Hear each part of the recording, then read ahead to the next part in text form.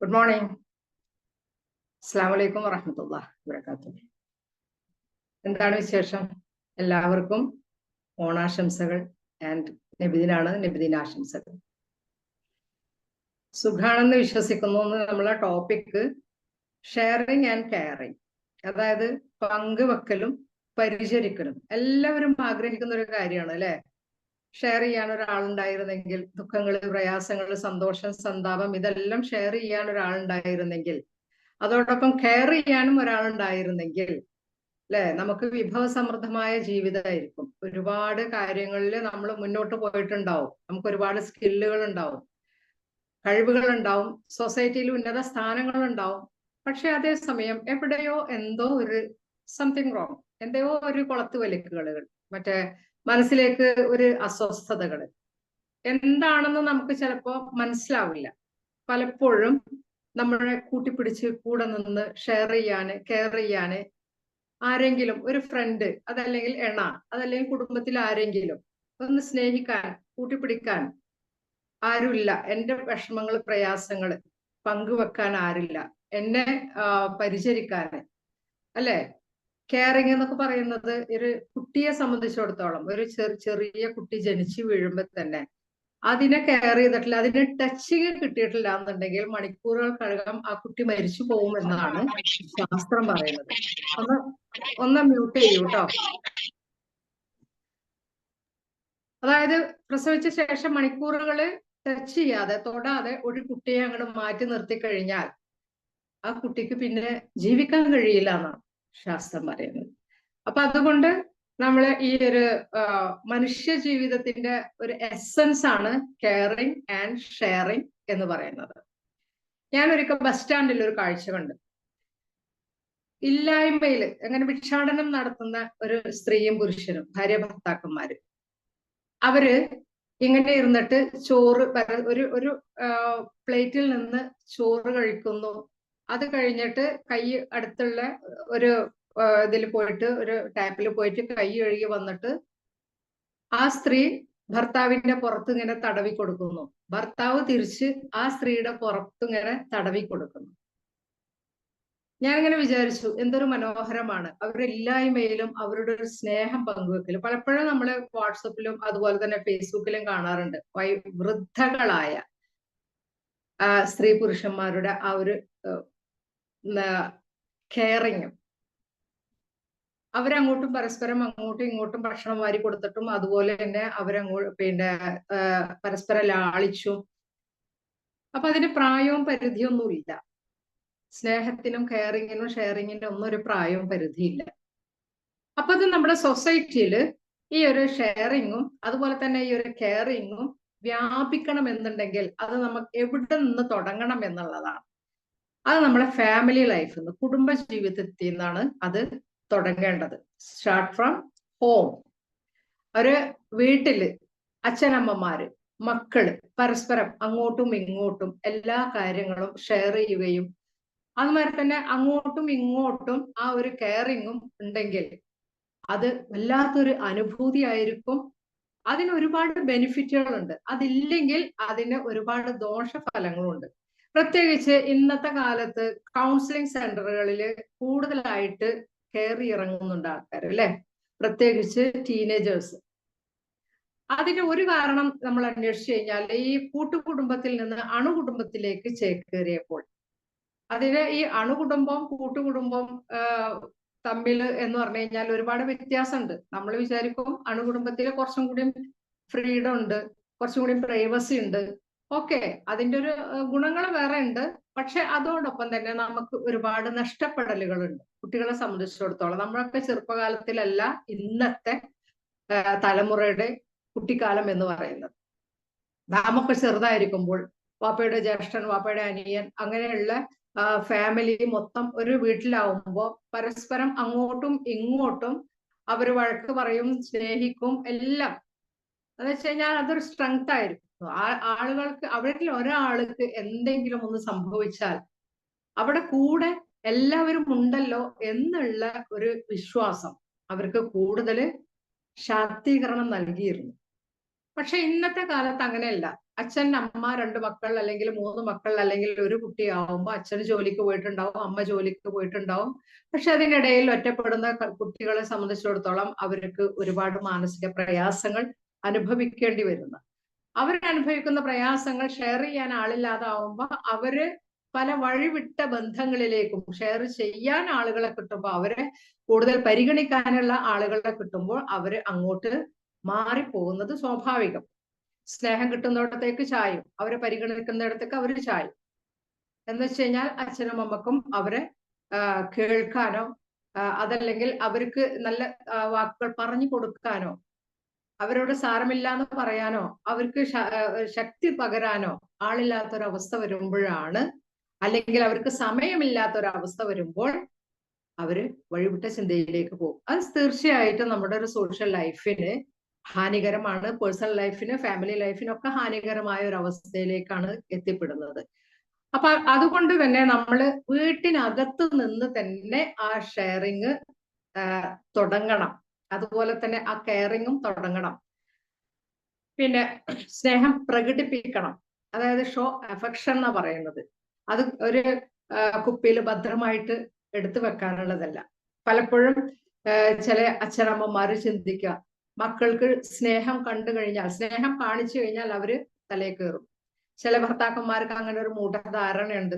അതുപോലെ തന്നെ ഭാര്യമാർക്കും ഉണ്ട് അങ്ങനെ ഒരു വികലമായ എന്ന് തന്നെ പറയാം ഒരു ധാരണയുണ്ട്.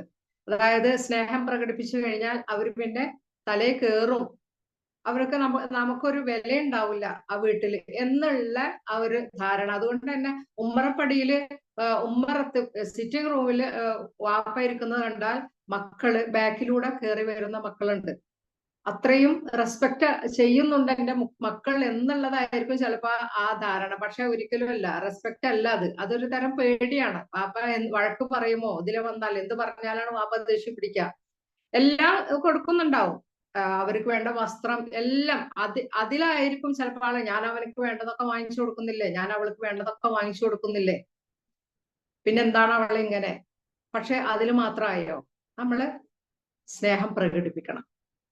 അത് ഗിഫ്റ്റുകൾ കൊടുത്തിട്ടാവാം, അതുപോലെ തന്നെ നമ്മുടെ ആക്ഷനിലൂടെ ആവാം, ഒന്ന് തലോടലൂടെ ആവാം, അല്ലെങ്കിൽ ഒരു കിസ് ചെയ്തും കൊണ്ടോ, അതല്ലെങ്കിൽ മക്കൾ എന്തെങ്കിലും ചെയ്തു കഴിഞ്ഞാൽ അതിനെ ഒന്ന് അഭിനന്ദിച്ചുകൊണ്ട് പുറത്തൊക്കെ ഒന്ന് തട്ടി, അങ്ങനെ ഉള്ള സ്നേഹപ്രകടനങ്ങളാണ് മക്കൾക്ക് വേണ്ടത്. അവർക്ക് ആ ഒരു കരുത്തും എല്ലാം പകരുന്നത്, അവർക്കൊരു കോൺഫിഡൻസ് ഒക്കെ ഉണ്ടാക്കുന്നത് അങ്ങനെയുള്ള സ്നേഹപ്രകടനങ്ങളാണ്. അപ്പൊ എന്ന് വെച്ച് കഴിഞ്ഞാല് പിന്നെ അതുപോലെ തന്നെ അവർക്ക് ഹെൽത്തി ആയിട്ടുള്ള ഫുഡ് എങ്ങനെയെങ്കിലും കഴിച്ചു വയറ് നിറയണം എന്നുള്ളതല്ല ശരിക്കും കെയറിങ് എന്ന് പറഞ്ഞു കഴിഞ്ഞാൽ.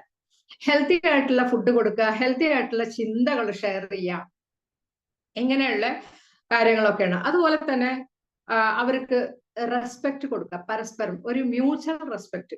അത് കുടുംബത്തിനകത്തും വേണം. നമ്മൾ എവിടെയൊക്കെയാണ് ബന്ധപ്പെടുന്നത് വെച്ച് കഴിഞ്ഞാൽ അവിടെയൊക്കെ നമുക്ക് എന്ത് വേണം, കുട്ടികൾക്ക് നമ്മൾ റെസ്പെക്ട്. ഒരു ക്ലാസ് റൂമിലാണെന്നുണ്ടെങ്കിൽ അധ്യാപകൻ കുട്ടികളെ, ഇപ്പൊ ഇന്നത്തെ കാലത്ത് അങ്ങനെ, പണ്ട് എന്ന് പറഞ്ഞു കഴിഞ്ഞാൽ അധ്യാപകന്മാരോട് ഭയങ്കര റെസ്പെക്ട് ആയിരുന്നു. പക്ഷെ ഇപ്പൊ അങ്ങനെയല്ല. പക്ഷെ എന്നിരുന്നാലും അധ്യാപകരെ ഇങ്ങോട്ടും റെസ്പെക്ട് ചെയ്യണം, അധ്യാപകർ അങ്ങോട്ടും ആസ് എ പേഴ്സൺ, അല്ലെ? ഓരോരുത്തർക്കും അവരുടേതായിട്ടുള്ള ഒരു വ്യക്തിത്വം ഉണ്ട്. ആ വ്യക്തിത്വത്തെ നമ്മൾ റെസ്പെക്ട് ചെയ്യണം. അതുമാതിരി തന്നെ നമ്മുടെ മക്കളെ നമ്മൾ റെസ്പെക്ട് ചെയ്യണം, അവരുടെ ചിന്തകളെ എല്ലാം നമ്മൾ റെസ്പെക്ട് ചെയ്യണം. എന്തെങ്കിലാണ് നമ്മൾക്ക് റെസ്പെക്ട് തിരിച്ചു കിട്ടുള്ളൂ. അതുകൊണ്ട് നാം നമ്മെ റെസ്പെക്ട് ചെയ്യുന്നുണ്ടെങ്കിൽ നാം മറ്റുള്ളവരെ റെസ്പെക്ട് ചെയ്യണം. അപ്പൊ അത് നമ്മുടെ ഒരു കെയറിങ്ങിന്റെ ഒക്കെ ഒരു ഭാഗമാണ്, അവര് ബഹുമാനം കൊടുക്കുക എന്നുള്ളത്. മക്കളാണെങ്കിൽ പോലും അവർ നമ്മുടെ മക്കളാവുന്നതിന് മുൻപ് അവർ ദൈവത്തിന്റെ സൃഷ്ടികളാണ് എന്ന് നമ്മൾ ഓർക്കണം. ആ നിലക്ക് ഓരോരുത്തർക്കും എന്താണ്, നമ്മൾ അർഹമായ ആ ഒരു ബഹുമാനം, ആ ഒരു റെസ്പെക്ട് കൊടുക്കണം. അത് സ്റ്റുഡൻസിനായാലും കുട്ടികൾക്കായാലും നമ്മുടെ സ്വന്തം മക്കൾക്കായാലും അയൽവാസികൾക്കായാലും അയൽവക്കത്തെ മക്കൾ ഉള്ളവനായാലും ഇല്ലാത്തവനായാലും ഒക്കെ അങ്ങനെ തന്നെയാണ്. നമ്മൾ അവരുടെ ഒരു പേഴ്സണാലിറ്റിയെ നമ്മൾ അംഗീകരിക്കുക തന്നെ വേണം. അതുപോലെ തന്നെ സ്കില്ല് ഡെവലപ്പ് ചെയ്യുന്നിടത്ത് കുട്ടികളെ സംബന്ധിച്ചിടത്തോളം അവർ ചില വളർച്ചാ കാലഘട്ടങ്ങളുണ്ട്. ആ വളർച്ചാ കാലഘട്ടങ്ങളിൽ ഇപ്പൊ 2 വയസ്സ് മുതൽ 6 വയസ്സ് വരെയുള്ള കുട്ടി അല്ലെങ്കിൽ 7 വയസ്സ് വരെയുള്ള കുട്ടി എന്ന് പറയുന്നത് ഭയങ്കര ക്യൂരിയോസിറ്റിയുടെ സമയമാണ്.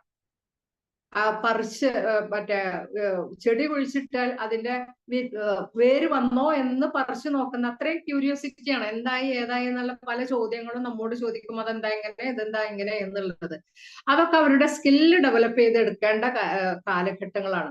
അപ്പൊ അതുകൊണ്ട് തന്നെ അവരുടെ സംശയങ്ങൾക്കൊക്കെ നമ്മള് അവരെ വഴക്ക് പറഞ്ഞ് ഇനിയിപ്പോ എപ്പോഴും സംശയമാണ് മതിയാക്കുന്നൊക്കെ പറഞ്ഞിട്ട് അവരെ നിരുത്സാഹപ്പെടുത്താതെ, അതൊക്കെ അവരെ ഒരു കെയറിങ്ങിന്റെ ഒരു ഭാഗമാണ്. കുട്ടികൾക്ക് അവരുടെ സ്കില്ലുകൾ ഡെവലപ്പ് ചെയ്തെടുക്കാൻ വേണ്ടിയിട്ട് മാതാപിതാക്കൾ അവരെ ഹെൽപ്പ് ചെയ്യുക, ടീച്ചേഴ്സ് അവരെ ഹെൽപ്പ് ചെയ്യുക, വീട്ടിൽ മുതിർന്ന അംഗങ്ങൾ ഉണ്ടെങ്കിൽ അവരൊക്കെ അവരെ ഹെൽപ്പ് ചെയ്യുക. ഒരിക്കലും അവരെ നിരുത്സാഹപ്പെടുത്താത്ത രീതിയിൽ നീ അത് ചെയ്തിട്ട് കാര്യമല്ല, നന്നാവില്ല, ശരിയാവില്ല എന്നൊക്കെ പറഞ്ഞിട്ട് നിരുത്സാഹപ്പെടുത്താത്ത രീതിയിൽ അവരെ സ്കില്ലുകൾ ഡെവലപ്പ് ചെയ്തെടുക്കുക എന്നുള്ളത് അവരെ കെയർ ചെയ്യുന്നതിന്റെ ഒരു ഭാഗമാണ്. അതുപോലെ തന്നെ ഗീവ് ദം റെസ്പോൺസിബിലിറ്റി, അവർക്ക് ഉത്തരവാദിത്തങ്ങൾ ഷെയർ ചെയ്ത് കൊടുക്കാം. ഒരു വീട്ടിൽ ഒരു ഫംഗ്ഷൻ നടക്കുകയാണെന്നുണ്ടെങ്കിൽ, ഇപ്പൊ നമ്മളൊക്കെ ഒരു സമ്മേളനങ്ങൾക്ക് വേണ്ടിയിട്ട് നമ്മളിങ്ങനെ ഓരോരുത്തരെ വോളണ്ടിയേഴ്സ് ആയിട്ട് നിശ്ചയിക്കും. എന്നതുപോലെ തന്നെയാണ് നമ്മൾ ഒരു വീട്ടിൽ നമുക്കൊരു ഫംഗ്ഷൻ ഉണ്ടെങ്കിൽ, അതല്ലെങ്കിൽ ഒരു ഈദ് പ്രോഗ്രാം, അതല്ലെങ്കിൽ ഒരു ഫാമിലി മീറ്റ് ഒക്കെ ഉണ്ടെന്നുണ്ടെങ്കിൽ അവരില് ഏജ് അനുസരിച്ച് അവർക്ക് റെസ്പോൺസിബിലിറ്റീസ് ഷെയർ ചെയ്ത് കൊടുക്കാം. ഇനിയിപ്പോ അങ്ങനെ ഇല്ലെങ്കിൽ തന്നെയും ഒരു വീട്ടില് നമുക്ക് ഒരു ഉദാഹരണം പറയാം. രാത്രി കിടന്നുറങ്ങുന്ന സമയത്ത് വാതിലുകളും ജനലുകളും ഒക്കെ നീ നോക്കണം. അതുമാതിരി തന്നെ പിന്നെ ക്ലീനിങ്ങിന്റെ കാര്യം നീ നോക്കണം. കിച്ചണിൽ ഹെൽപ്പ് ചെയ്യേണ്ട കാര്യം നീ ആയിരിക്കണം. അതല്ലെങ്കിൽ ഉപ്പയുടെ ജോലിയിൽ, അതല്ലെങ്കിൽ ഉപ്പയുടെ ബിസിനസ്സിൽ ഹെൽപ്പ് ചെയ്യേണ്ട കാര്യം നീ ആയിരിക്കണം എന്ന് പറഞ്ഞിട്ട് കുട്ടികൾക്ക് ചെറിയ ചെറിയ ഓരോ ഏജിനനുസരിച്ച്, ഒരു 3 വയസ്സ് തിരിച്ചറിവിന്റെ പ്രായം, അതായത് സംസാരിക്കുന്ന ആ പ്രായം മുതൽ തന്നെ നമ്മൾ അവർക്ക് ഓരോ റെസ്പോൺസിബിലിറ്റീസ് ഷെയർ ചെയ്തു കൊടുക്കണം. അത് അവരുടെ ഒരു പരിഗണിക്കലാണ്.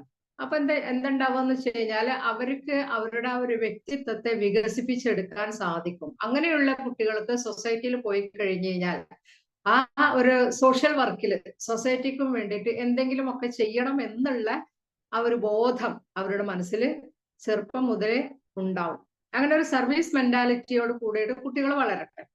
അപ്പൊ അതിനെന്ത് വേണം? നമ്മുടെ ഫാമിലിക്ക് അകത്ത് നിന്ന് തന്നെ, അതുപോലെ തന്നെ സ്കൂളിൽ ചെറിയ ക്ലാസ്സിൽ നിന്ന് തന്നെ അവരെ മാറ്റി നിർത്താതെ, അവർ ചെയ്താൽ ശരിയാവില്ല എന്ന് പറഞ്ഞ് അവരെ അതിനൊന്നും ആയിട്ടില്ല, ഉത്തരവാദിത്വം ഏൽപ്പിച്ചു കൊടുക്കാനുള്ളത് ആയിട്ടില്ല എന്ന് പറഞ്ഞ് മാറ്റി നിർത്താതെ ഓരോരുത്തരുടെ ആ ഒരു കഴിവനുസരിച്ച്, അവരുടെ അഭിരുചിക്ക് അനുസരിച്ച് നമ്മൾ അവർക്ക് റെസ്പോൺസിബിലിറ്റീസ് ഷെയർ ചെയ്ത് അവരെ കെയർ ചെയ്യുക എന്നുള്ളതാണ്. അതുമാതിരി തന്നെ നമ്മൾ എംപത്തറ്റിക് ആവുക, ബി കൈൻഡ്, ദയയും അതുമാതിരി തന്നെ എംപതി. സിമ്പതി മാത്രം പോരാ. സിമ്പതി എല്ലാവർക്കും തോന്നും, അയ്യോ പാവം, ഒരു രോഗിയെ കണ്ടു കഴിഞ്ഞാൽ അയ്യോ പാവം എന്ന് പറയാൻ എല്ലാവർക്കും. പക്ഷെ അവരുടെ സ്ഥാനത്ത് വെച്ചിട്ട് നമ്മെ ചിന്തിക്കുമ്പോഴാണ് അതിന്റെ അവര് എന്നാലും മനസ്സിലാവാൻ പ്രയാസമാണ്. എങ്കിലും കുറച്ചെങ്കിലും ഡീപ്ലി അവരുടെ പ്രയാസങ്ങൾ മനസ്സിലാക്കുന്നുണ്ടെങ്കിൽ നമ്മെ അല്ലെങ്കിൽ നമ്മുടെ മക്കളെ അവരുടെ സ്ഥാനത്ത് വെച്ചിട്ട് നമ്മളൊന്ന് ചിന്തിക്കാം. അപ്പൊ ആ ചിന്തിക്കുന്ന സമയത്ത് അവർക്ക് നമുക്ക് ഒരു കൈൻഡ്നസ്, ഒരു ദയുള്ള മനസ്സിന് ഉടമകളായി തീരാൻ അത് ഏറ്റവും നല്ലതാണ്. അതുപോലെ തന്നെ നമ്മുടെ വീട്ടിനകത്താണെങ്കിലും കുട്ടികളെ നമ്മൾ ആവശ്യമില്ലാതെ വഴക്ക് പറയും, അല്ലെ? അവര് ചെയ്തോ ഇല്ലയോ എന്നുള്ളത് രണ്ടാമതാണ്. അടിച്ചൊക്കെ കഴിഞ്ഞതിന് ശേഷമായിരിക്കും പിന്നെ മക്കള് പറയാ അങ്ങനെയല്ല ഇങ്ങനെയെന്ന് പറയുമ്പോഴായിരിക്കും നമുക്ക് കുറ്റബോധം തോന്നുക. അയ്യോ ഒരുപാട് അടി കിട്ടി, ഇങ്ങനെ ആയിരുന്നോ? സത്യം മനസ്സിലാക്കില്ല, നമ്മള് അങ്ങോട്ട് ജഡ്ജ് ചെയ്യും, അവൻ എന്നെ ആയിരിക്കും എന്ന് പറഞ്ഞിട്ട് അങ്ങോട്ട് ജഡ്ജ് ചെയ്യും തമ്മിൽ തല്ലുകൊണ്ടുമ്പോൾ. അപ്പൊ എന്താ വേണ്ടത്? നമ്മൾ ആദ്യം അവരോട് റീസൺ അന്വേഷിക്കുക, അല്ലാതെ അങ്ങോട്ട് സൂക്ഷിച്ചിട്ട് ഒരു കാര്യമില്ല. പക്ഷെ അതേസമയം നമ്മൾ വഴക്ക് പറയുന്നതിന് മുമ്പ് നമ്മളൊന്ന് ചിന്തിക്കണം, ആ സ്ഥാനത്ത് നമ്മളായിരുന്നെങ്കിൽ അത് എത്രമാത്രം, ചിലപ്പോ ബൈ മിസ്റ്റേക്ക് ആയിരിക്കാം, തെറ്റുപറ്റും, മനുഷ്യന്മാരല്ലേ, തെറ്റുപറ്റാതിരിക്കില്ല. അത് നമ്മൾ കരുതി കൂട്ടിയിട്ടാണ് എന്നുള്ള രീതിയിൽ നമ്മൾ അവരെ ശിക്ഷിച്ചിട്ടുണ്ടെങ്കിൽ പിന്നീട് അവർക്കൊരു വാശി കൂടും. അപ്പൊ അതിനേക്കാൾ നല്ലത് അവരുടെ സ്ഥാനത്ത് നമ്മൾ വെച്ചിട്ട് മിസ്റ്റേക്ക് ആർക്കായാലും അത് പറ്റും. ഇപ്പൊ നമ്മളൊരു കുപ്പിയിൽ വെള്ളം ഇവിടെ വെച്ചിട്ടുണ്ടെങ്കിൽ നമ്മുടെ കൈ തട്ടിയിട്ടാണെന്ന് പറയണമെന്നുണ്ടെങ്കിൽ നമ്മൾ എന്താ പറയാ, ഇത് ആരോടെ കൊടുന്ന് വെച്ചു നിൽക്കും. അതേസമയം കുട്ടിയുടെ കൈ തട്ടിയിട്ടാണ് അത് പറയണമെന്നുണ്ടെങ്കിൽ കുട്ടിയോട് പറയും, കണ്ണില്ല നോക്കി നടന്നൂടെ എന്ന് പറഞ്ഞിട്ട് ആ കുട്ടിയെ ബ്ലെയിം ചെയ്യും. ആരാണെങ്കിലും നമ്മെ ബ്ലെയിം ചെയ്യാതെ മറ്റുള്ളവരെ ബ്ലെയിം ചെയ്യുന്ന ഒരു സ്വഭാവം അതൊരിക്കലും പിന്നെ നല്ലൊരു റിസൾട്ട് നമുക്ക് കിട്ടില്ല. അതേസമയം ദയോടുകൂടി അതുപോലെ തന്നെ എംപത്തറ്റിക് ആയിട്ട് കാര്യങ്ങൾ നോക്കിക്കാണുക, പെരുമാറ്റത്തിലും ഒക്കെ എന്ത് വേണം, നമ്മുടെ ചിന്തയിലൊക്കെ എന്താണ്, ആളുകളോട് എമ്പതി ഉണ്ടാവണം എന്നുള്ളതാണ്. അത് സ്വന്തം കുടുംബത്തിൽ നിന്ന് തുടങ്ങിയെങ്കിലാണ് നമുക്ക് നമ്മുടെ മക്കളെ ഒരു റോൾ മോഡലാക്കാൻ നമുക്ക് സാധിക്കുള്ളൂ. അത് നമുക്കും അവർക്ക് റോൾ മോഡൽ ആവാൻ സാധിക്കുള്ളൂ. അതുമാതിരി തന്നെ പ്രൊവൈഡ് ഗൈഡൻസ് ആൻഡ് സപ്പോർട്ട്. അവർക്ക് ഗൈഡ് ചെയ്യാം. ഒരു ക്രിട്ടിക്കൽ സ്റ്റേജ് ആയിരിക്കാം, അതല്ലെങ്കിൽ അവര് ഇപ്പോൾ +1 കഴിഞ്ഞാൽ പിന്നെ 10th കഴിഞ്ഞ ആ കുട്ടി എങ്ങോട്ടാണ് പോവേണ്ടതെന്ന് അറിയാതെ നിൽക്കുന്ന ഒരു അവസ്ഥയിൽ നമുക്ക് അവർക്ക് ഒന്ന് ഗൈഡ് ചെയ്യാം, ഒന്ന് സപ്പോർട്ട് ചെയ്യാം. ഇനിയിപ്പോ നമുക്ക് അതിന് പറ്റിയിട്ടില്ലെങ്കിൽ അതിന് എക്സ്പേർട്ട് ആയ ആളുകളെ കണ്ടുകൊണ്ട് അവരുടെ ഒരു അഭിരുചിയും കാര്യങ്ങളും കഴിവും എല്ലാം അനുസരിച്ച് അവരൊന്ന് ഗൈഡ് ചെയ്യാൻ സഹായിക്കുക. അതുപോലെ തന്നെ അവർക്ക് മറ്റെന്തെങ്കിലും കഴിവുകൾ ഉണ്ടെങ്കിൽ, മറ്റെന്തെങ്കിലും അവർ ഗോൾ സെറ്റ് ചെയ്തിട്ടുണ്ടെങ്കിൽ, ലക്ഷ്യങ്ങൾ ഉണ്ടാവുമല്ലോ മനുഷ്യർ, അപ്പൊ അവരുടെ സ്വപ്നങ്ങള്, അവരുടെ പ്രതീക്ഷകള്, അവരുടെ ഗോൾ സെറ്റ് ചെയ്തിട്ടുണ്ടെങ്കിൽ അപ്പൊ അതിലേക്ക് എങ്ങനെ ഒരു ഫസ്റ്റ് സ്റ്റെപ്പ് വേണമല്ലോ എന്തിനും. ആ ഒരു ഫസ്റ്റ് സ്റ്റെപ്പ് എടുത്ത് വെച്ചതിന് ശേഷമാണ് പിന്നെ നമുക്ക് സെക്കൻഡ് തേർഡ് എന്ന് പറഞ്ഞിട്ട് അവർക്ക് കയറി പോകാൻ പറ്റുള്ളൂ. അപ്പൊ അതുകൊണ്ട് നമുക്ക് വ്യക്തമായിട്ടുള്ള അവർക്ക് ഗൈഡ് ചെയ്യുക, അഡ്വൈസ് അല്ല. അഡ്വൈസ് ഇപ്പോഴത്തെ തലമുറക്ക് അഡ്വൈസ് ചെയ്യണത് ഇഷ്ടമല്ല, പക്ഷെ ഗൈഡൻസ് ആവാം. അത് പ്രാക്ടിക്കലായിട്ട് അവർക്ക് ചെയ്യാൻ പറ്റുന്ന രീതിയിൽ ഗൈഡ് ചെയ്യുക. അതുമാതിരി തന്നെ അവരെ സപ്പോർട്ട് ചെയ്യുക, ഏത് അവസ്ഥയിലും സപ്പോർട്ട് ചെയ്യുക എന്നുള്ളതാണ്. പിന്നീട് അതിന്റെ വരായികകൾ നമുക്ക് പറഞ്ഞ് മനസ്സിലാക്കി കൊടുക്കാൻ, തെറ്റ് ചെയ്ത കുട്ടിയാണെങ്കിൽ പോലും അവരെ ഒന്ന് ചെറുതായിട്ട് സപ്പോർട്ട് ചെയ്തതിന് ശേഷം അവരെ തിരുത്തി കൊടുക്കുന്നതായിരിക്കും ഏറ്റവും ബെറ്റർ റിസൾട്ട് ഉണ്ടാവുക. ഓക്കെ, അപ്പൊ എന്താണ്, എപ്പോഴും നമ്മൾ എന്ത് വേണം, അത് ടീച്ചേഴ്സ് ആയാലും പാരന്റ്സ് ആയാലും എന്ത് വേണം, കുട്ടികൾക്ക് ഗൈഡ് ചെയ്യണം. അത് മുതിർന്നവരായാലും. ഇപ്പൊ വീട്ടില് ഹസ്ബൻഡ് ഒരു സംഗതിക്ക് ഇറങ്ങി തിരിക്കുകയാണെന്നുണ്ടെങ്കിൽ അവിടെ ചിലപ്പോൾ മനുഷ്യ നിങ്ങൾക്ക് വേറെ പണിയൊന്നുമില്ലേ എന്ന് ചോദിക്കുന്നതിന് പകരം നമ്മെ കൊണ്ട് കഴിയുന്ന രീതിയിൽ നല്ലൊരു മാർഗത്തിലേക്ക് ഇറങ്ങുകയാണെന്നുണ്ടെങ്കിൽ നമ്മെ കൊണ്ട് കഴിയുന്ന രീതിയിൽ അതിന് സപ്പോർട്ട് ചെയ്യുക. അതുപോലെ തന്നെ നമുക്കൊരു ബാക്ക് ബോണൊക്കെ ആയിട്ട് നിൽക്കാൻ പറ്റും. നമ്മുടെ കുടുംബാംഗങ്ങൾക്ക്, പ്രത്യേകിച്ച് സ്ത്രീകളെ സംബന്ധിച്ചിടത്തോളം, നമുക്ക് അവർക്ക് ഒരു ബാക്ക് ബോൺ ആയിട്ട് നിന്നുകൊണ്ട് സപ്പോർട്ട് ചെയ്യാൻ തീർച്ചയായിട്ടും നമുക്ക് സാധിക്കും. അതുപോലെ തന്നെ നമ്മുടെ അറിവും നമ്മുടെ കഴിവും നമ്മുടെ പരിചയവും വെച്ചുകൊണ്ട് തന്നെ അവരെ ഗൈഡ് ചെയ്യാനും നമുക്ക് സാധിക്കും. അതിന് വലിപ്പച്ചെറുപ്പൊന്നുമില്ല, മക്കളെന്നാവണമെന്നില്ല. നമ്മുടെ മുതിർന്നവരായാലും വീട്ടിലെ വാപ്പമാരായാലും എന്താണ്, പരസ്പരം അങ്ങോട്ടും ഇങ്ങോട്ടും ഉള്ള സപ്പോർട്ടും അങ്ങോട്ടും ഇങ്ങോട്ടും കൊടുക്കുന്ന ഗൈഡൻസും തീർച്ചയായിട്ടും അവരെ സക്സസ്ഫുൾ ആയിട്ടുള്ള ഒരു ലൈഫിലേക്ക് എത്തിക്കുവാൻ അവരെന്തായിരുന്നാലും അത് വളരെയധികം ഹെൽപ്ഫുൾ ആയിരിക്കും. ഓക്കെ, അതുമാതിരി തന്നെ റെസ്പെക്ട് ദ പ്രൈവസി. ഓരോരുത്തർക്കും അവനവൻ്റെതായിട്ടുള്ള സ്വകാര്യതയുണ്ട്. അത് മക്കളായാലും ആരായാലും നമുക്ക് അവര് വാച്ച് ചെയ്യണം. അത് സംഗതി ശരി തന്നെയാണ്. ഇന്നത്തെ കാലഘട്ടത്തില് മക്കള് പോകുന്ന വഴികളൊക്കെ നമ്മളൊരു മൂന്നാം കണ്ണ് തുറന്നിരിക്കണം എന്നുള്ളതാണ്. പക്ഷെ അതൊരിക്കലും അവരെ സംശയിക്കുന്ന രീതിയിലോ അതല്ലെങ്കിൽ അവരുടെ ഒരു പ്രൈവസി നഷ്ടപ്പെടുത്തുന്ന രീതിയിലോ, അത് നമ്മൾ നമ്മെക്കുറിച്ചൊന്ന് ചിന്തിക്കാം. നമുക്കൊരു പ്രൈവസി, അത് ഓരോ മനുഷ്യന്റെയും അവകാശമാണ് അവരുടേതായിട്ടുള്ള ഒരു പ്രൈവസി എന്ന് പറയുന്നത്. അതിലേക്ക് എത്തി നോക്കുന്നപ്പോ നമ്മള് പ്രവാചകൻ എന്താ പറഞ്ഞ, കട്ട് വായിക്കുന്നവന്റെ മണ്ണ് വാരി എറിയണം എന്നല്ലേ പറഞ്ഞില്ല. അപ്പൊ അതെന്ന് വെച്ച് കഴിഞ്ഞാല് ഇന്നത്തെ കാലത്ത് കത്തെല്ലാം മൊബൈലാണ്. നമുക്ക് നോക്കാം, വാച്ച് ചെയ്യാം, അവരുടെ ഫ്രണ്ട്സുകളൊക്കെ നമുക്ക് വാച്ച് ചെയ്യാം. അതേസമയം നമുക്ക് അവർക്ക് അവരുടേതായിട്ടുള്ള ഒരു പ്രൈവസി കീപ്പ് ചെയ്യാൻ അവർ ആഗ്രഹിക്കുന്നുണ്ടാവും. അത് അനുവദിച്ചു കൊടുത്തുകൊണ്ട് അവരുടെ കൂടെ നിൽക്കുക എന്നുള്ളതാണ്, അവരെ ഗൈഡ് ചെയ്യുക എന്നുള്ളതാണ്. അത് ആർക്കാണെങ്കിലും, വീട്ടിലിപ്പോ ഭാര്യ ജീവിതമാണെങ്കിലും വഴിവിട്ട ബന്ധത്തിനല്ല ഞാൻ ഉദ്ദേശിക്കുന്നത്. ചിലപ്പോ ചില കാര്യങ്ങളിൽ ചില പ്രൈവസി വേണ്ടി വരും. ആരോടും ഷെയർ ചെയ്യാൻ പറ്റാത്ത ചില മനുഷ്യനല്ലേ. അപ്പൊ എന്തായിരുന്നാലും അത് നമ്മൾ റെസ്പെക്ട് ചെയ്യണം. ഏത് നേരവും ഇവനിങ്ങനെ കുശു ഇങ്ങനെ സംസാരം നമുക്കത് വാച്ച് ചെയ്യാം, ആരാണ് എന്താണെന്നുള്ളത്. പക്ഷെ അതേസമയം അവർക്ക് വീട്ടിനകത്ത് അവർക്കൊരു പ്രൈവസി ഉണ്ട് എന്നുള്ള ഒരു ബോധം ആ ഒരു വിശ്വാസം നമ്മൾ സൃഷ്ടിച്ചെടുക്കേണ്ടതുണ്ട്. ഓക്കെ, അതൊക്കെ കെയറിങ്ങിന്റെ ഒക്കെ ഒരു ഭാഗമാണ്. അതുമാതിരി തന്നെ പിന്നെ അവർക്ക് അവരുടേതായിട്ടുള്ള സ്വപ്നങ്ങൾ കാണാൻ അനുവദിച്ചു കൊടുക്കുക എന്നുള്ളതാണ്. പാപ്പയുടെയും ഉമ്മയുടെയും ഇഷ്ടങ്ങൾ അടിച്ചേൽപ്പിക്കാതെ, നീ എഞ്ചിനീയർ തന്നെ ആവണം, നീ ഡോക്ടർ തന്നെ ആവണം, എന്റെ വീട്ടിലൊരു ഡോക്ടർ ഉണ്ടാവുക എന്ന് പറയുന്നത് എനിക്ക് അഭിമാനമാണ്, അതല്ലെങ്കിൽ എന്റെ സ്വപ്നമാണ് എന്നൊക്കെ പാരന്റ്സ് അവരോട് പറയാതെ ആ കുട്ടികളുടെ ടേസ്റ്റ് അനുസരിച്ച്, ആ കുട്ടികളുടെ ഇൻട്രസ്റ്റ് അനുസരിച്ച്, അവരുടെ ലക്ഷ്യങ്ങളും സ്വപ്നങ്ങളും അനുസരിച്ച് അവരെ സ്വപ്നം കാണാൻ വേണ്ടിയിട്ട് നമ്മൾ ഹെൽപ്പ് ചെയ്യാന്നുള്ളതാണ്. എന്താണ് നമ്മുടെ ഉറക്കത്തിൽ കാണുന്നതല്ല, ഉണർന്നിരിക്കുമ്പോ കാണുന്നതാണ് സ്വപ്നം എന്നാണല്ലോ. നമ്മളെ ഉറക്കം കെടുത്തുന്നതാണ് സ്വപ്നം എന്നാണ് നമ്മുടെ അബ്ദുൽ കലാം പറഞ്ഞിട്ടുള്ളത്. അപ്പൊ അതുപോലെ തന്നെയാണ് നമ്മുടെ ഉറക്കം കെടുത്തുന്ന ചില സ്വപ്നങ്ങളൊക്കെ നമുക്കുണ്ട്, നമ്മുടെ മക്കൾക്കും ഉണ്ട്, അതുപോലെ തന്നെ നമ്മുടെ വീട്ടിലെ കുടുംബത്തിലെ ഓരോ അംഗങ്ങൾക്കും ഉണ്ട്.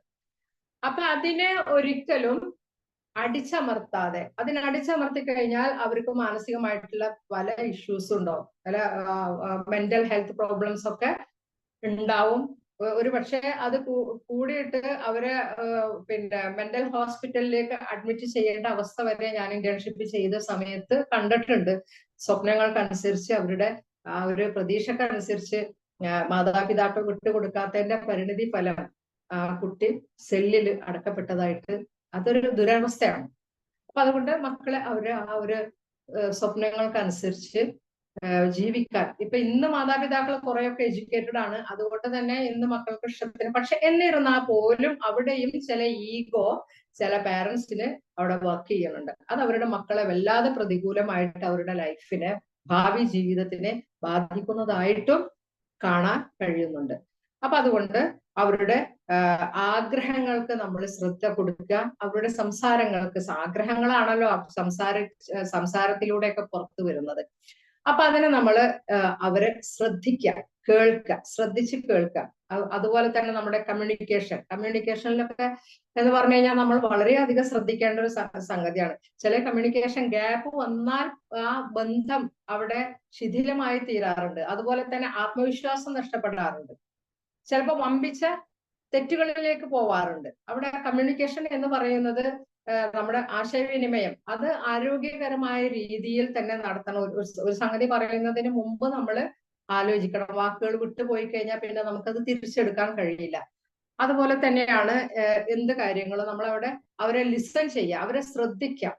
ശ്രദ്ധിക്കുന്നില്ല എന്ന് കണ്ടു കഴിഞ്ഞാൽ പിന്നീട് രണ്ടാമതൊന്നും പറയാൻ കുട്ടികൾക്ക് ഇൻട്രസ്റ്റ് ഉണ്ടാവില്ല. നമുക്കും അങ്ങനെ തന്നെയാണ്. നമ്മൾ സംഗതി പറയുമ്പോൾ ഒരാള് നമ്മെ ശ്രദ്ധിക്കുന്നില്ല, കേൾക്കുന്നില്ല എന്ന് നമുക്ക് തോന്നിയാൽ അയാൾക്ക് അത് നമ്മൾ പറയുന്നതിൽ ഇൻട്രസ്റ്റ് ഉണ്ടാവില്ല എന്നാണ് നമ്മൾ മനസ്സിലാക്കുക. അതുകൊണ്ട് തന്നെ പിന്നെ രണ്ടാമത് അത് റിപ്പീറ്റ് ചെയ്യാൻ നമ്മൾ താല്പര്യപ്പെടില്ല.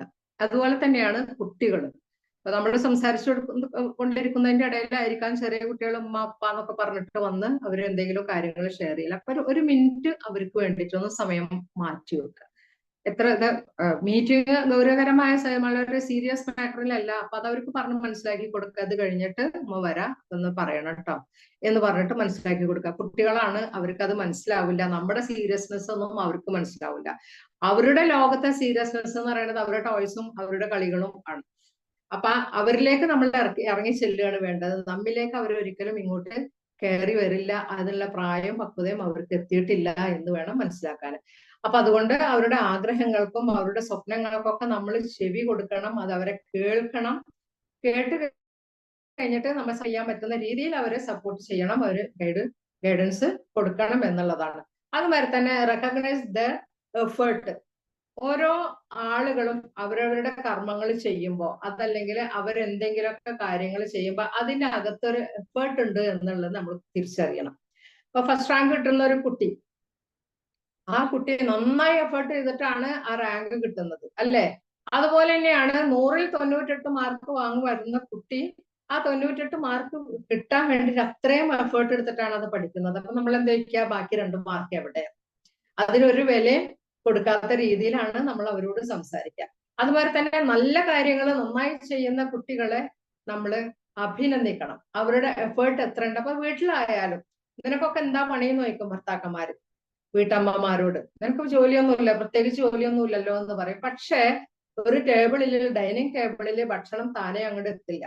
അതിന് പിന്നിൽ ഒരുപാട് എഫേർട്ട് ഉണ്ട്. ഈ കുട്ടികൾ തന്നെ വളരെയില്ല. അവർക്ക് ശിക്ഷണം കൊടുത്ത് വളർത്തുക എന്ന് പറയുന്നത് ഒരു മാതാവിനെ സംബന്ധിച്ചിടത്തോളം വലിയൊരു ടാസ്ക് ആണ്. കാരണം ഈ സൊസൈറ്റിയിൽ നല്ലത് എന്ന് പറയിപ്പിക്കാൻ കുറച്ച് ബുദ്ധിമുട്ടുണ്ട്. അങ്ങനെ ആ ഒരു രീതിയിൽ കുട്ടികളെ വളർത്തി കൊണ്ടുവരുന്ന ഒരു മാതാവിന്റെ എഫേർട്ടിനെ തീർച്ചയായിട്ടും ആ പിതാവ് മുഖവിലക്ക് എടുക്കണം. അതിനൊരിക്കലും വില കുറച്ച് കാണാൻ പാടില്ല. അതുപോലെ തന്നെ പുറത്തു നിന്ന് കയറി വരുന്ന പിതാവിനെ സംബന്ധിച്ചിടത്തോളം ജോലിയിൽ ഒരുപാട് സ്ട്രെസ്സുകളും പ്രയാസങ്ങളും ഒക്കെ അനുഭവിച്ചുകൊണ്ടാണ് വീട്ടിന് വേണ്ടിയിട്ട് അധ്വാനിച്ചു വരുന്നത്. അതിനെ നമ്മൾ വിലമതിക്കണം സ്ത്രീകള്. അപ്പൊ കയറി വരുന്ന സമയത്ത് ചിലപ്പോൾ നമ്മൾ എന്തെങ്കിലും ആവശ്യങ്ങൾ പറഞ്ഞിട്ടുണ്ടായിരിക്കാം, അത് മറന്നിട്ടുണ്ടാവും. അല്ലെങ്കിലും നിങ്ങൾ അങ്ങനെ തന്നെയാണ്, ഞാൻ പറയുന്നതൊക്കെ മറന്നു വരും എന്ന് നമ്മൾ 1-2 പ്രാവശ്യം മറന്നാൽ പിന്നെ പറയാൻ പറ്റും. അപ്പൊ അതുകൊണ്ട് പിന്നെ അത് ഒഴിവാക്കുക. എന്നിട്ട് അവരുടെ ആ ഒരു എഫേർട്ടിന്, അല്ലെങ്കിൽ എന്തെങ്കിലും മറ്റെന്തെങ്കിലും മീറ്റിങ്ങുകളോ സീരിയസ് ആയിട്ടുള്ള മറ്റെന്തെങ്കിലും കാര്യങ്ങളിൽ ഏർപ്പെട്ടത് കൊണ്ടായിരിക്കാം ആ മറവി സംഭവിച്ചിട്ടുണ്ടാവുക എന്ന് നമ്മൾ പോസിറ്റീവായിട്ട് ചിന്തിക്കാം. എന്നിട്ട് അവരുടെ ആ ഒരു അധ്വാനത്തിൽ എന്നൊക്കെ പറഞ്ഞു കഴിഞ്ഞാൽ ഭയങ്കര മഹത്വമുള്ള സംഗതിയാണ്. അപ്പൊ അതിന്റെ ആ ഒരു സിൻസിയറിറ്റി നഷ്ടപ്പെട്ടു പോകും. നമ്മൾ ആ ഒരു എഫേർട്ടിന്, ആരുടെ എഫേർട്ടിന് നമ്മൾ വില കൊടുത്തിട്ടില്ലെങ്കിൽ അവര് പിന്നെ യാന്ത്രികമായിട്ട്, ഇപ്പൊ ഒരു കമ്പനിയിലാണെന്നുണ്ടെങ്കിൽ അതിന്റെ എംപ്ലോയീസ് ഒരുപാട് കഷ്ടപ്പെട്ടിട്ട് ജോലി ചെയ്യുന്നവരായിരിക്കാം. പക്ഷെ അതിൽ എന്തെങ്കിലും ചെറിയൊരു മിസ്റ്റേക്ക് വരുമ്പോഴത്തേനും അതുവരെ ചെയ്തത് മുഴുവൻ വെള്ളത്തിലാവുന്ന രീതിയിലായിരിക്കാം കമ്പനിയുടെ MD-യോ അതല്ലെങ്കിൽ മാനേജറോ മറ്റോ അവരെ വഴക്ക് പറയുന്നത്.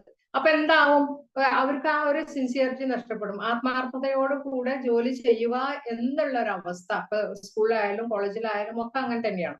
ആത്മാർത്ഥതയോടുകൂടെ ജോലി ചെയ്യുക എന്നുള്ള ഒരു അവസ്ഥ നഷ്ടപ്പെട്ടു പോകും. എന്നിട്ട് പിന്നെ നമുക്ക് സാലറി കിട്ടുന്നുണ്ട്, അതിനനുസരിച്ച് എന്തെങ്കിലും ഒന്ന് ചെയ്യണം, അവരെ ബോധിപ്പിക്കാൻ. ഏതായാലും നമ്മൾ എന്ത് ചെയ്താലും അവര് അതിനൊന്നും കാണില്ല, അതിനൊരു വിലയും തരില്ല, അപ്പൊ അതുകൊണ്ട് ഇത്രയൊക്കെ മതി എന്ന് ചിന്തിക്കുന്ന, ഇപ്പൊ നമ്മളെ വീട്ടിലൊരു സെർവന്റ് ആണെങ്കിൽ പോലും അവരുടെ അടുത്ത് ഒരു 70 പ്രാവശ്യം അവർക്ക് പുറത്തു കൊടുക്കണം എന്നൊക്കെയാണ് പറയുന്നത്. അപ്പൊ അതുകൊണ്ട് അവരുടെ അടുത്ത് മിസ്റ്റേക്ക് ഒക്കെ പറ്റുമ്പോൾ നമ്മൾ അതിനെ പിടിച്ച് അവരോട് വഴക്ക് പറയാതെ അവരുടെ മറ്റുള്ള കാര്യങ്ങൾ അവർ നമുക്ക് വേണ്ടി ചെയ്തു തരുന്ന, കാശ് കൊടുത്തിട്ടാണെങ്കിൽ പോലും അവർ നമുക്ക് വേണ്ടി ചെയ്തു തരുന്നതിന് ഒരു താങ്ക്ഫുൾ ഉള്ളൊരു മനസ്സോട് കൂടിയിട്ട് തന്നെ അതിനെ കാണണം എന്നുള്ളതാണ്. അതിന്റെ എഫേർട്ടിനൊക്കെ, അവരുടെ എഫേർട്ടിനൊക്കെ നമ്മൾ വില കൊടുക്കണം. അതിനൊക്കെ അവിടെയൊക്കെ നാം നമ്മെ അവരുടെ സ്ഥാനത്ത് വെച്ചൊന്ന് ചിന്തിച്ചു നോക്കാം.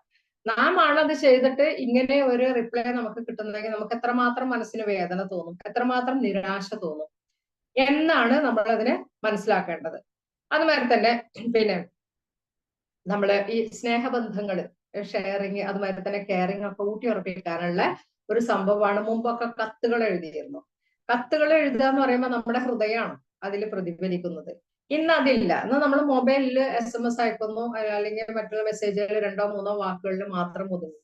അങ്ങനെയല്ല, അത് നമ്മൾ ആ കഴിഞ്ഞു പോയ ആ ഒരു സംഭവം ഒന്ന് പുനരുജ്ജീവിപ്പിക്കേണ്ടതുണ്ട്. നമ്മള് സ്നേഹത്തിന്റെ വാക്കുകൾ, ഇപ്പൊ ഹോസ്റ്റലിൽ പഠിക്കുന്ന മക്കളെ സംബന്ധിച്ചിടത്തോളം അവർക്ക് ഒരു വാപ്പന്മാരോട് സംസാരിക്കുക എന്ന് പറയുന്നത് വലിയൊരു സ്നേഹം, അവർക്ക് വലിയൊരു ആശ്വാസമാണ്. അപ്പൊ ആ സമയത്ത് ഞങ്ങളൊക്കെ ഹോസ്റ്റലിൽ ഉണ്ടായിരിക്കുന്ന സമയത്ത് വീട്ടിൽ നിന്നൊരു കത്ത് വരുമ്പോ അത് വലിയ ആർത്തിയിലാണ് അത് വായിച്ചിരുന്നത്. എന്നതുപോലെ തന്നെ നമ്മൾ ആ ഒരു പഴയ കാലഘട്ടത്തിലേക്ക് വല്ലപ്പോഴും അവർക്ക് സ്നേഹമുള്ള വാക്കുകൾ, മനസ്സിന്റെ അടിത്തട്ടിൽ നിന്ന് വരുന്ന വാക്കുകൾ, അത് തീർച്ചയായിട്ടും മക്കളെ നല്ല വഴിയിലേക്ക് നടത്തുവാനുള്ള ഒരു കീ ആണ് എന്നുകൂടെ നമ്മൾ മനസ്സിലാക്കണം. ഒരു താക്കോലാണ്. അവർക്ക് സ്നേഹം ഊട്ടി ഉറപ്പിക്കാനുള്ള ഒരു താക്കോലാണ് ഇത്. ഉമ്മവാപ്പന്മാരായാലും അതുപോലെ തന്നെ ഭാര്യ ഭർത്താക്കന്മാരായാലും ആരാണെങ്കിലും അതുമാതിരി നമ്മളെ ഫ്രണ്ട്ഷിപ്പ് കൂടുതൽ മെച്ചപ്പെടുത്താനൊക്കെ ഞങ്ങളൊക്കെ പണ്ട് നാട്ടിൽ പോകുമ്പോൾ കത്തുകളായിരുന്നു അയച്ചത്. അന്ന് മൊബൈൽ ഇല്ലല്ലോ. അപ്പൊ അതുകൊണ്ട് തന്നെ ആ ഫ്രണ്ട്ഷിപ്പിന് ഇന്നും നല്ല വാല്യൂ ആണ്. ഓക്കെ, ഒരു മ്യൂച്വൽ റെസ്പെക്റ്റിൽ തന്നെ അത് പോകുന്നുണ്ട് എന്നുള്ളതാണ്.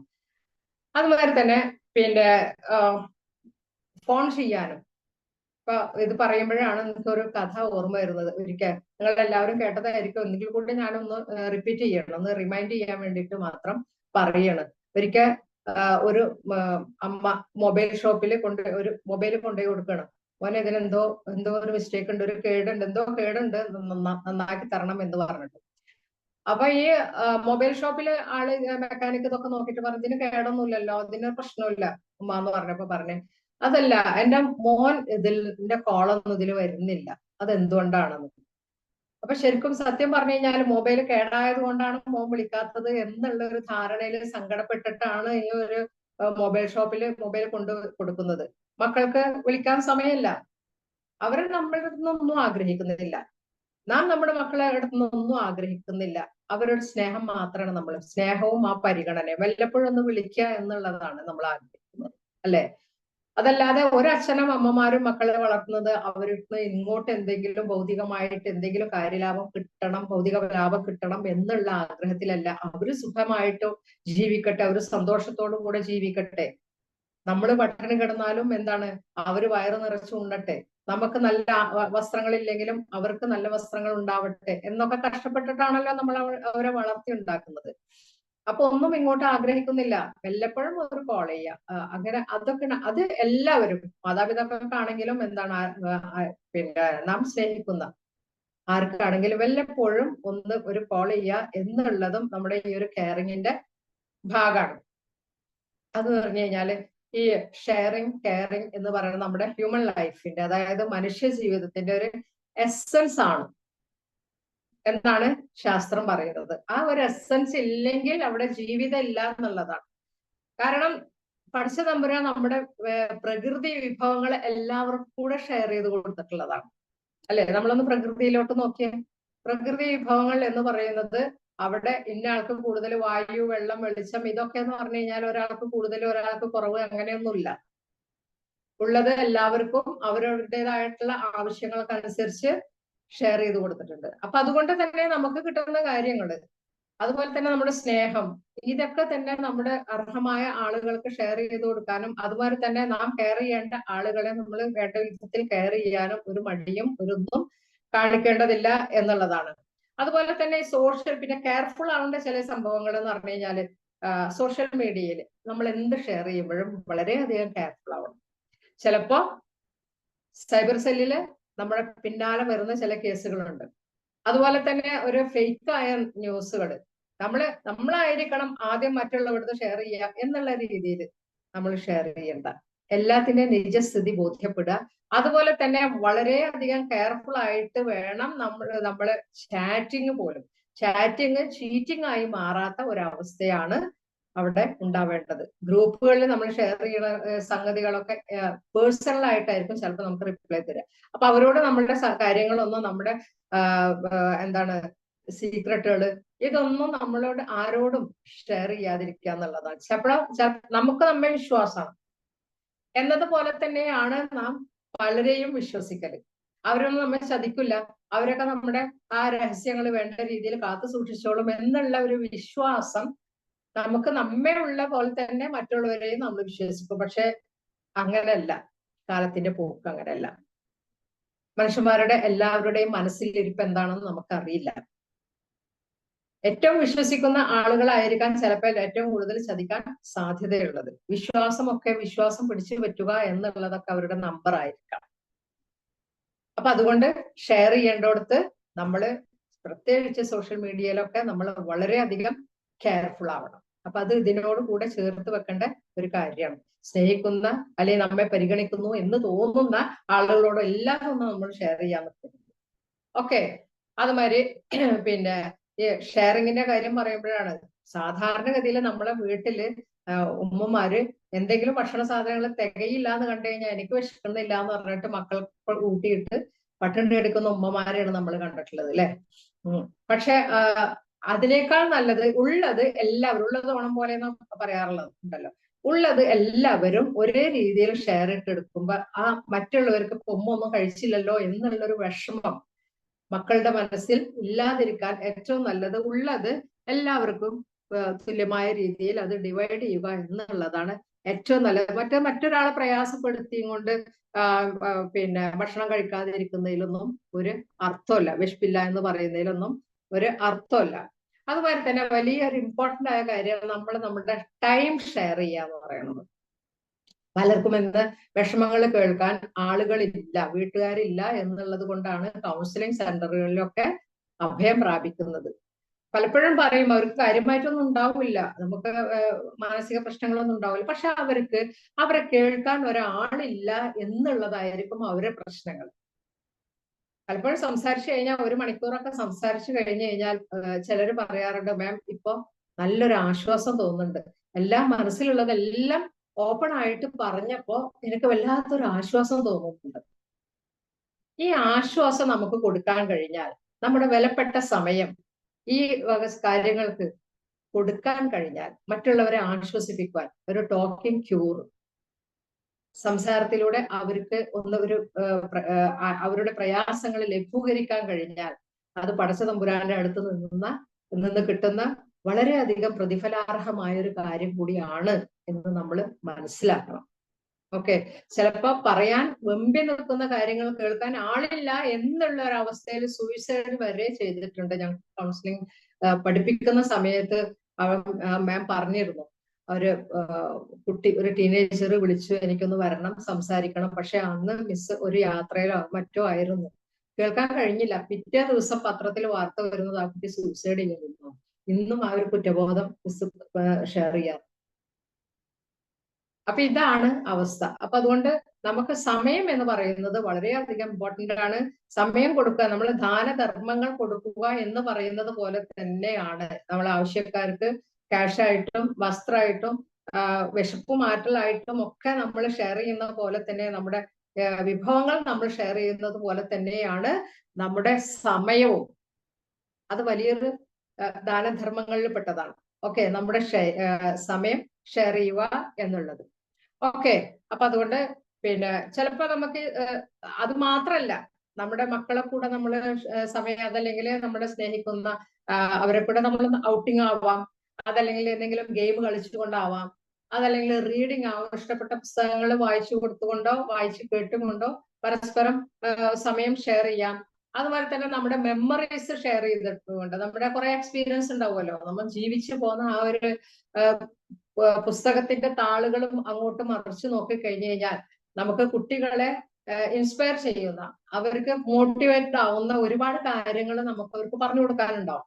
അപ്പൊ അങ്ങനെയുള്ള മെമ്മറീസ്, നമ്മുടെ ഓർമ്മകള് ഷെയർ ചെയ്തുകൊണ്ടാവാം. അതുപോലെ തന്നെ നമ്മുടെ കുക്ക് ചെയ്യുമ്പോൾ അതില് അവരെ കൂട്ടിപ്പിടിച്ചിട്ട് അങ്ങനെയും നമ്മുടെ അവർക്ക് സമയം ചെലവഴിക്കാം, ഒന്നിച്ച് ടൈം സ്പെൻഡ് ചെയ്യുക എന്നുള്ളതാണ്.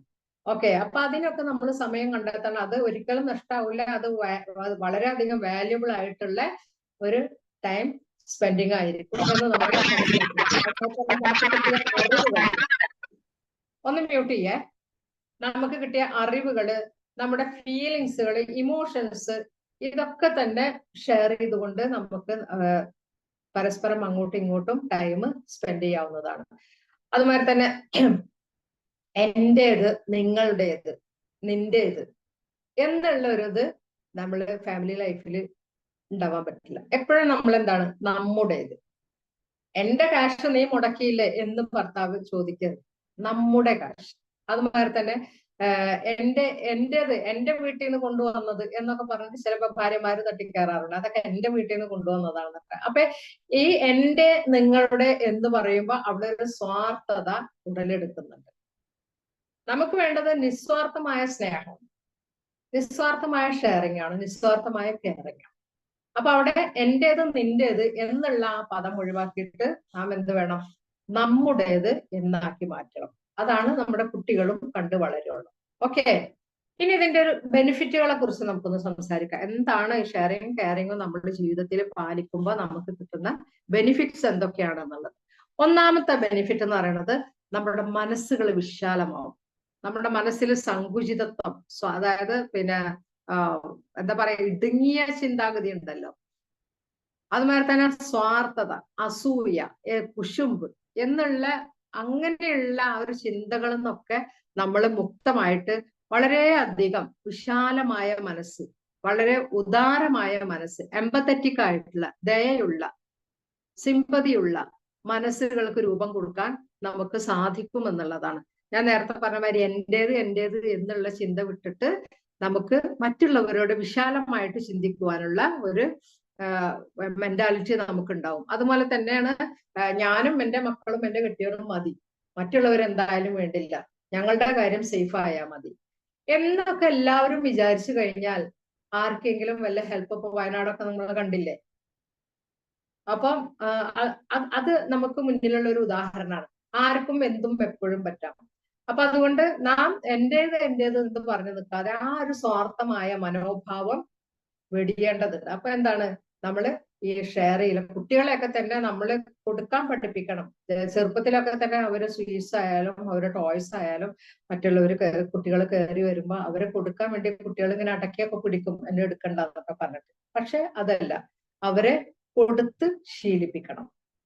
അത് ചെറുപ്പത്തിലേ നമ്മൾ ശീലാക്കേണ്ട ഒരു സംഗതിയാണ്. അപ്പൊ അങ്ങനെ ആവുമ്പോ എന്താണ്, വളരെ അധികം വിശാലമായ മനസ്സ് നമുക്ക് രൂപപ്പെട്ട് കിട്ടും എന്നുള്ളതാണ്.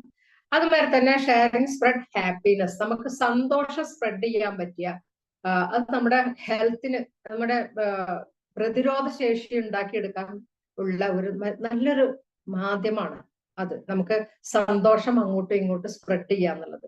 ഷെയർ ചെയ്യുമ്പോൾ നമ്മളൊരു സംഗതി കൊടുക്കുമ്പോൾ കിട്ടുന്ന ഒരു മനസ്സിന്റെ സുഖമുണ്ട്, മനസ്സിന്റെ ഒരു സമാധാനമുണ്ട്, സന്തോഷമുണ്ട്.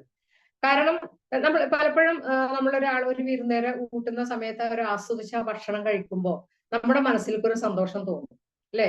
അതുപോലെ തന്നെയാണ് നമ്മൾ മറ്റുള്ളവരെ ഹെൽപ്പ് ചെയ്യുമ്പോൾ ആ ഹെൽപ്പ് ചെയ്യുന്ന സമയത്ത് അവരുടെ മനസ്സിലുണ്ടാകുന്ന ഒരു സംതൃപ്തി ഉണ്ട്, അവരുടെ മനസ്സിൽ നമുക്ക് വേണ്ടിയിട്ടുള്ള ഒരു പ്രാർത്ഥന ഉണ്ട്. അപ്പൊ അതൊക്കെ നമ്മൾ അനുഭവിക്കുന്ന സമയത്ത് നമുക്ക് നമ്മുടെ ഹാപ്പി ഹോർമോൺസ് അത് ഇൻക്രീസ് ചെയ്യും, അത് കൂടും. ആ കൂടുന്ന സമയത്ത് നമുക്ക് എന്താണ്, പ്രതിരോധ ശേഷി വർദ്ധിപ്പിക്കും എന്നുള്ളതാണ്, വർദ്ധിച്ചുകൊണ്ടേ ഇരിക്കും എന്നുള്ളതാണ്. അപ്പൊ മൊത്തത്തിൽ ഷെയറിങ് എന്ന് പറയുന്നത് നമുക്ക് ഹാപ്പി ആയിട്ടുള്ള ഒരു ലൈഫിലേക്ക്, അതുമാതിരി തന്നെ നമ്മുടെ ഹെൽത്തിന് വളരെയധികം ഗുണം ചെയ്യുന്ന ഒരു സംഗതിയാണ്.